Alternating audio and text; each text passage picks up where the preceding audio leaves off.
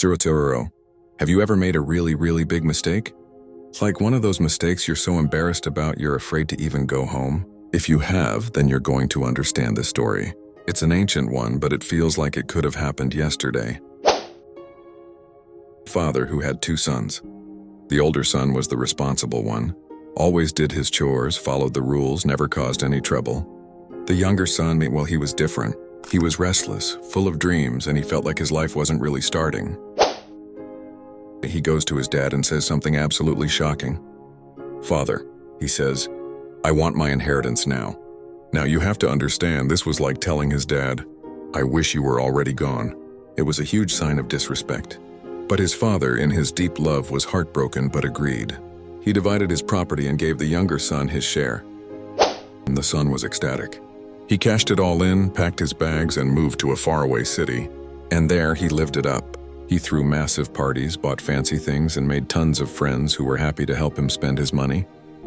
He felt free, popular, on top of the world. But you know how this goes, right? The money ran out. Just as his last coin was spent, a severe famine hit the land. Suddenly there was no food, no work. His party friends vanished. He was left with nothing.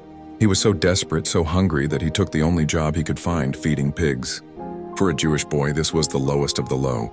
He was so starving he found himself staring at the pig's slop, wishing he could eat it. In that dirty, smelly pigsty, he finally came to his senses. He thought, "My father's hired servants have more than enough food to eat, and here I am, starving to death. What am I doing?" He made a decision. He would go home. He rehearsed his speech. "Father, I have sinned against heaven and against you.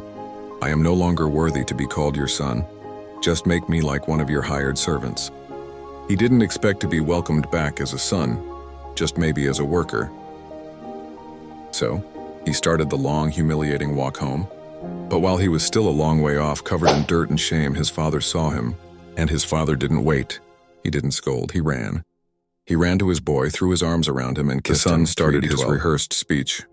"Father, I have sinned," but his dad wasn't even listening. He was shouting to his servants, "Quick! Bring the best robe and put it on him. Put a ring on his finger and sandals on his feet and prepare a feast. Because this son of mine was lost and now he is found." The celebration began, but there's one more part to this story. The older brother, he was out working in the fields, and when he came home he heard the music and dancing. He was furious. He told his father, "Look, all these years I've been slaving for you and never disobeyed your orders. Yet you never gave me even a young goat, so I could celebrate with my friends. But when this son of yours who has squandered your property comes home, you kill the fattened calf for him." And the father's reply is so gentle, so full of love. He says, "My son, you are always with me and everything I have is yours. But we had to celebrate and be glad because this brother of yours was dead and is alive again.